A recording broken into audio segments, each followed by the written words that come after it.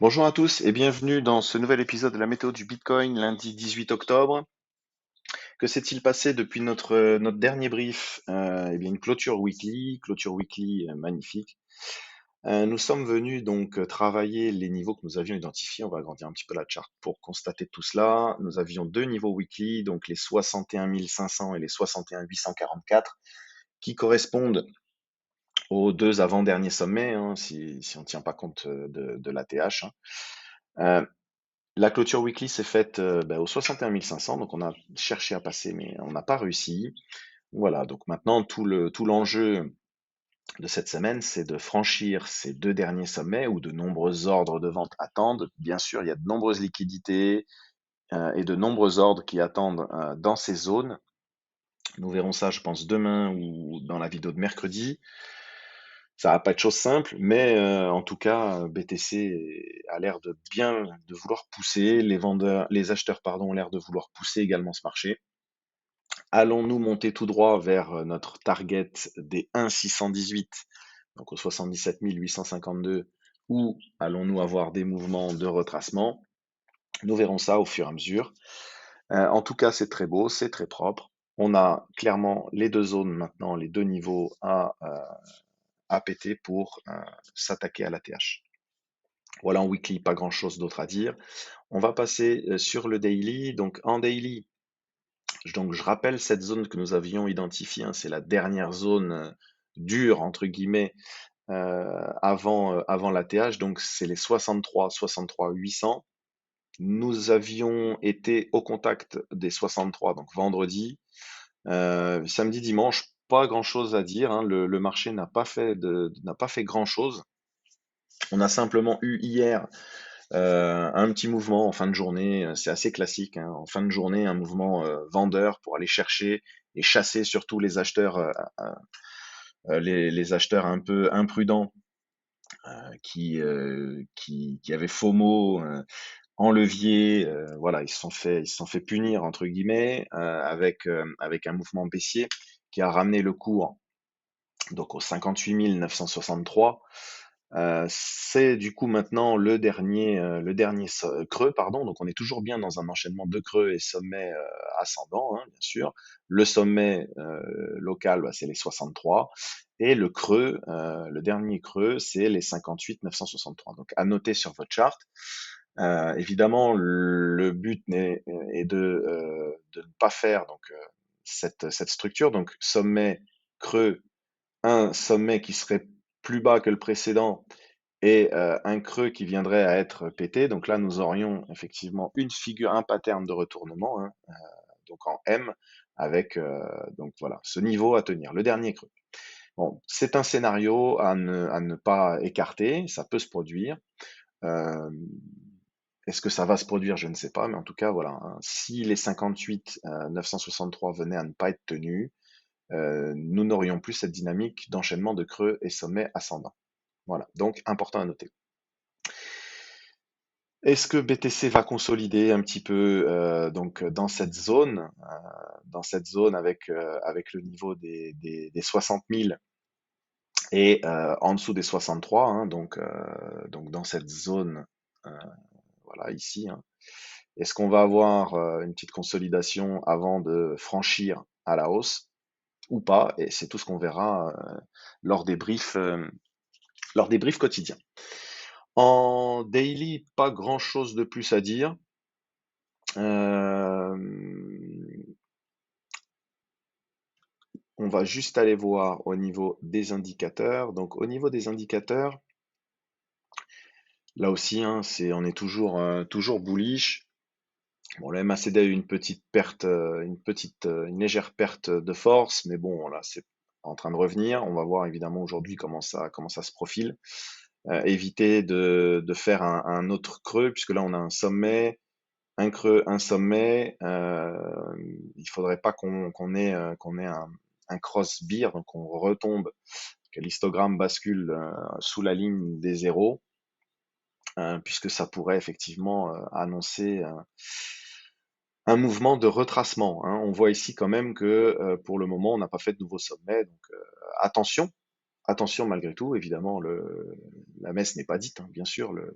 les bulls vont essayer de continuer à pousser ce marché. En tout cas, il n'y a pas de signe sur les indicateurs, gros signe de retournement. On voit que le RSI est en zone de surchauffe malgré tout, mais bon, il peut rester comme ça. Il n'y a pas de divergence. On a notre stochastique, lui, qui a de la place encore pour pousser.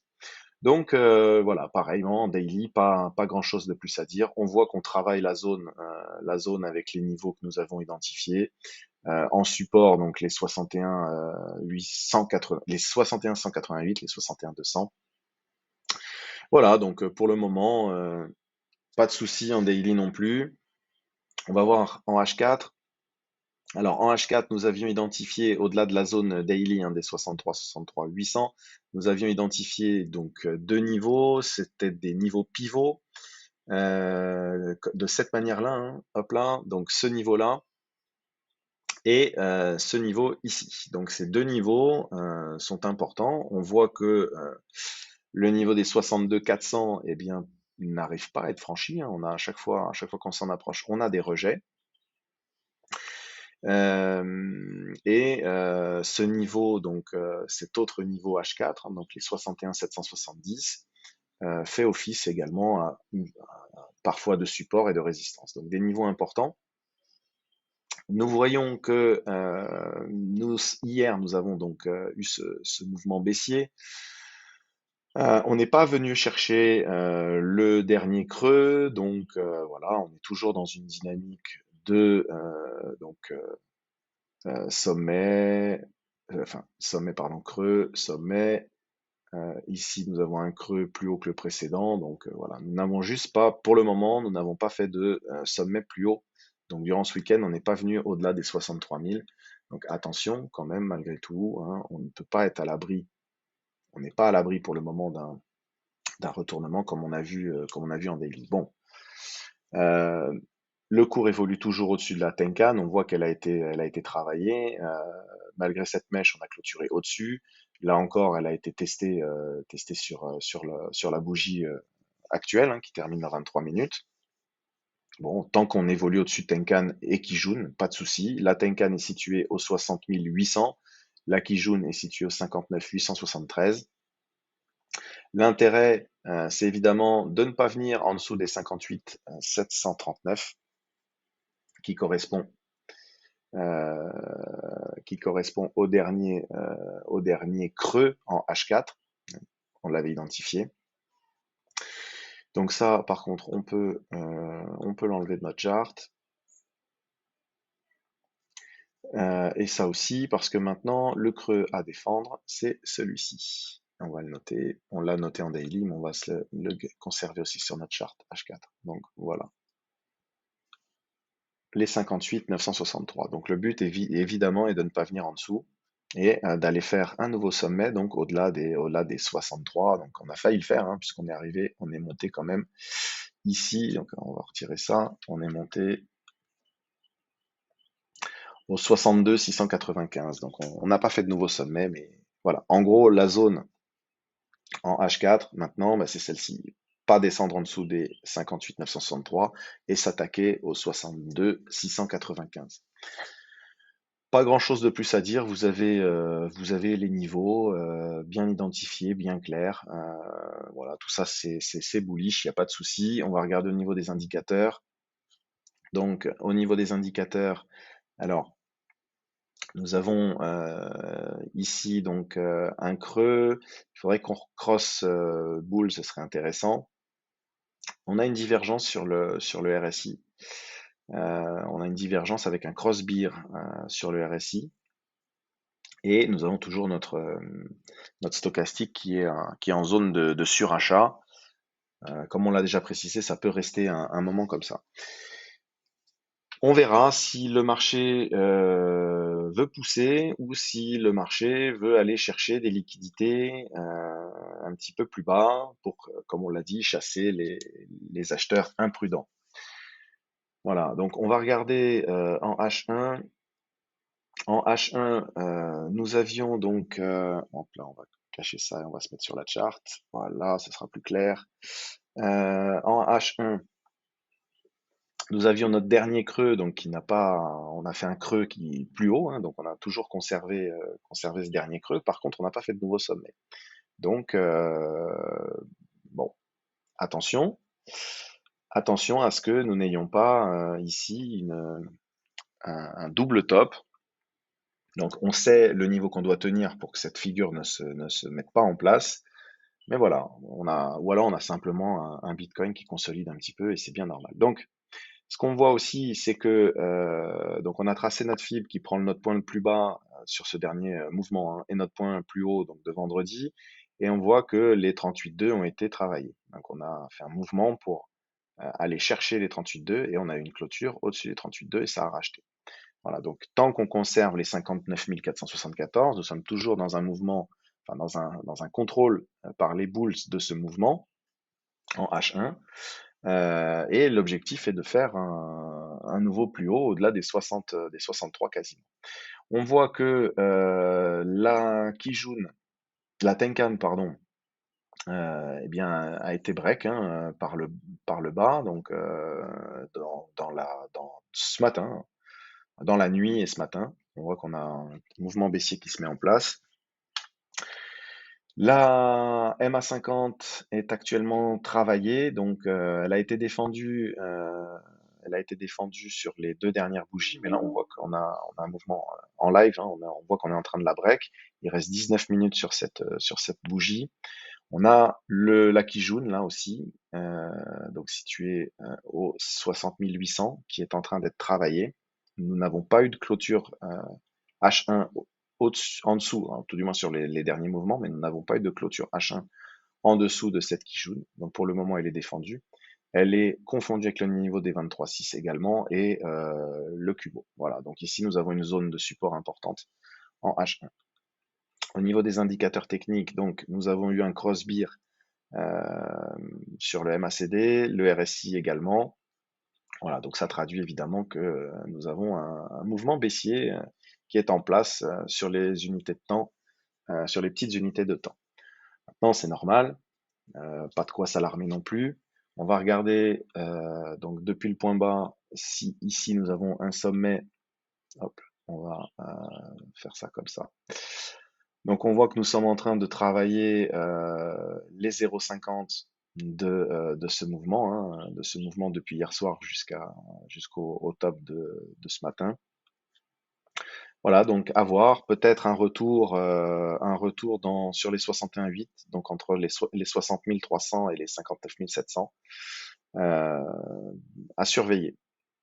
À surveiller. Si jamais on vient à break, je vais retirer ce fib. Si jamais on vient à clôturer sous la Kijun, il est certainement possible de retourner sur les 60 000, sur les 60 400, voire les 59 700, certainement dans cette zone. Pour le moment, tant qu'on tient ici, il n'y a pas de souci. Hop là, on va. Alors, je voulais juste, oui, si regardez les. Non, pas ça. Donc, confirmer au niveau non plus. Voilà. Donc, le RSI. Le RSI passe sous les 50. Voilà, donc, attention quand même, hein. Attention à bien conserver ce niveau. Une clôture en dessous de la MA50 pourrait annoncer un petit retracement. Donc, à voir. À voir, à surveiller. Le niveau à surveiller, hein, c'est les 60 800, là en H1.